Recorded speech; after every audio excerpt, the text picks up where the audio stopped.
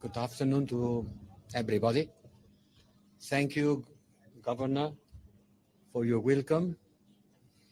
Thank you to the representative of everybody who is working here, the Red Crescent, the UNICEF, the European Union, humanitarian aid, many others. I will not mention all of them, but there are a lot of people here working, trying to support the people in Gaza. You see, I am used to have a look at this place through satellite images. I see Rafah crossing almost every day through the eyes of the satellites. And I know that there are thousands of trucks waiting to enter per days, per weeks, per month. And I know that there are ambulances, these yellow and blue cars, waiting to receive the wounded people. But one thing is to see that from the satellite images, and another thing is to see it lively, one after the other, one truck after the other. Today, 1,400 trucks waiting to enter. And in a good day, maybe 50 will come in. In Ramadan time, there were 600 per day. This is a drop in the ocean of needs on the other side. And I have to thank to all of you and to praise the work of the Egyptian government, all the work that you are doing here, you, the governorate, the Egyptian army, all the workers of humanitarian organizations, the United Nations organizations, which do an irreplaceable work to face the dramatic situation that is happening 500 meters from here. I want also to stress the importance of the support of the European Union. I want to stress the importance of the amount of planes landing in the airport close here, the amount of money, the amount of physical support that we have been provided. The European Union has done an incredible effort in order to provide supplies. But now the supplies are not entering, they are just stuck. Yes, we have done a lot. Member states of the European Union and the European Union institutions has done a lot in order to try to provide humanitarian support to the people in Gaza. But what's happening on the other side of this wall is not a crisis created by nature. It's not a flood. It's not a earthquake. It's not one of those crises that nature creates from time to time and we cannot prevent or avoid. It is a human-made crisis, a human-made tragedy. Yes, it started with the terrorist attack of Hamas almost 1 year ago.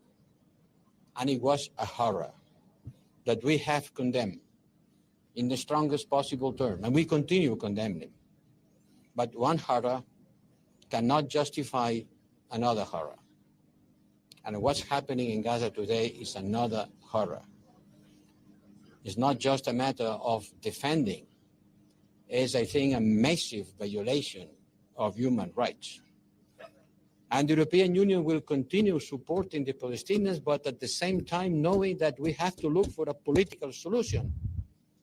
Because to feed someone with a dinner tonight in order to be killed tomorrow is not exactly the solution.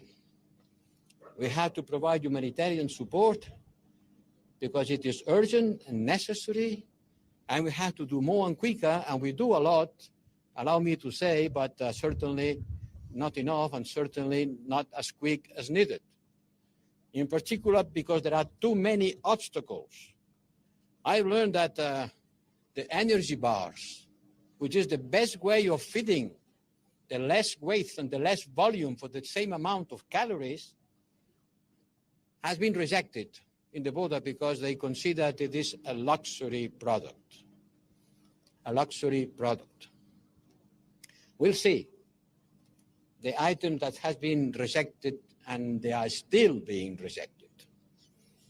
So it's important for me to be here in order to take stock of the situation and to bring back to Brussels how this is a dramatic situation that has to be solved by political means. Today, the most urgent thing is to make these ambulances to enter or to receive the wounded people. And that's why the European Union is ready to present their capacities, to offer their logistic capacities in order to reopen this border and to have the European staff deploy on the other side of this border in order to border to be open and the wooden people to be able to go through the border to a hospital, and the humanitarian support to come into, and the people going in and out, in particular, the people in need. But we have to continue asking for a ceasefire, the release of hostages, and stopping the bombing, ceasefire. This is a call that we, from the European Union, my fellow ministers, colleague ministers of the Council, are doing. Unhappily, the negotiations are not going as quickly. How can I use the word quickly when they have been stalled for weeks and months? Well, this is a nice, good experience, important experience. I think that we political responsibles, we have to put our boots in the ground in order to know how things happen. Once again, thank you to all of you. Governor, thank you for your welcome. Thank you very much. And maybe if there is any question, I can try to answer the questions. Yes. And then we can go and see the Museum of Rejected Items. Thank you, Your Excellency. القاهرة الإخبارية، تفضل. القاهرة الإخبارية. Thank you. Karim Adam, Al-Qahira Youth. Speak louder. Put the micro close to your mouth and speak louder. Okay, thank you, sir. Karim Adam, Al-Qahira Youth. You stated you about the dire situation and the importance of having a ceasefire, a deal as soon as possible. What can the European Union do to impose pressure on all sides, specifically on the Israeli Prime Minister, to adopt a ceasefire deal and to stop the war in Gaza? Thank you. The European Union can use its diplomatic tools. Some days ago, the Foreign Affairs Minister of Germany was visiting Israel and asking for this ceasefire to happen, and asking for stop the violence in the West Bank. We can put our political and diplomatic pressure on Israel authorities, but our capacity is limited. We do what we can. The US also is doing what we can. But something goes wrong here. I don't understand why the ceasefire has still not been reached. Someone is procrastinating. Thank you. Zainab Zadiev.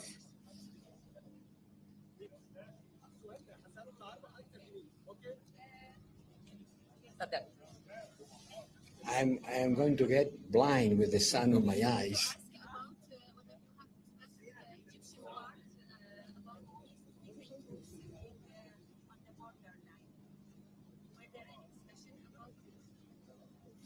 Were there any discussions with the Egyptian counterparts on having peace troops and peacekeeping troops at the border? We are still not there. We are very far away, unhappily, of the possibility of deploying troops from one or the others. Certainly, we have to avoid that Gaza became a new Mogadishu, a Mogadishu in the Mediterranean, a Mogadishu in the Mediterranean, or a new Haiti, a land without law and order, abandoned to the gangs, to the violence of people in despair. Someone will have to take care of the public order in Gaza. I don't know who, but certainly first, the Palestinian Authority has a responsibility on that. But I think the Palestinian Authority will need a lot of support if law and order has to come back to Gaza. You know, sometimes even coming into Gaza, it's useless, because then there's no possibility of distributing, because there are a complete anarchy. So the idea that Gaza can become the Mogadishu Mediterranean or the Haiti Mediterranean, which what does it mean in terms of violence, in terms of terrorism, in terms of forced migration of people, is something that everybody has to have in mind. Not only to support the people in Gaza, also because it is the security and stability of the whole region which is at stake.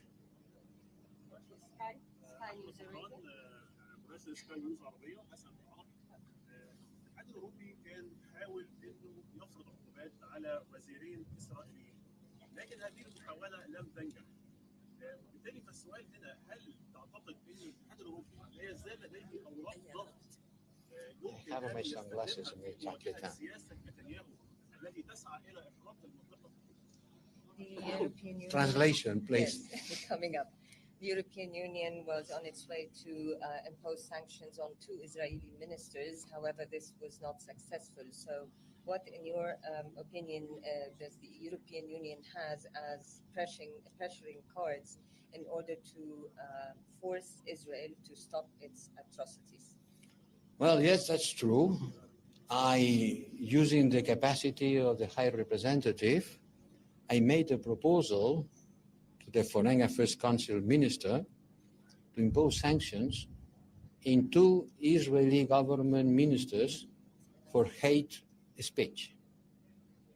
And the Council discussed about it and decided to go to the technical bodies. Still not yes, still not no. I don't know which will be the final result, but still not no. The technical bodies of the Council are working on it. There are not only these 2 ministers, but also some agencies, some institutions, which we believe are responsible for the illegal expansion of colonies in the West Bank, which are also being proposed as sanctions. So let's see. But I think that the European Union has a list to study it and consider these cases. We need to go. The last question, please. Do you allow me to put my glasses? Otherwise, I will be. Mr. Borrell, where is this is Abdul Basir Hassan, BBC Arabic Cairo. Away from the condemnation, where is the EU from the mediation efforts nowadays? Number 1. Number 2, if with this situation like hundreds of meters here, Israel would like to stay in Philadelphia and the Rafah crossing. Are you ready to come with a European mission to the crossing? How can you come, as you said now? Look, the European Union is supporting the mediation efforts by Egypt, by the US, and by Qatar, who are the ones who are in charge of this mediation process. The problem is not to have more mediators. These 3 are enough. They are enough. Qatar, Egypt, and the US. If they don't manage to get it, it's going to be very difficult that someone else can do it. So we support these diplomatic efforts. We participate, not everything can be made public. In this effort, we regret that for one reason or another, the solution is still not there. And we push as much as we can through diplomatic channels, which are not to be explained here in the middle of this press conference, but they exist. What else can we do? What else can we do? To use our capacity, certainly we could do more things, but I don't think there is the political will to do more. What about the mission here? The mission. I have the responsibility to deploy people in the ground.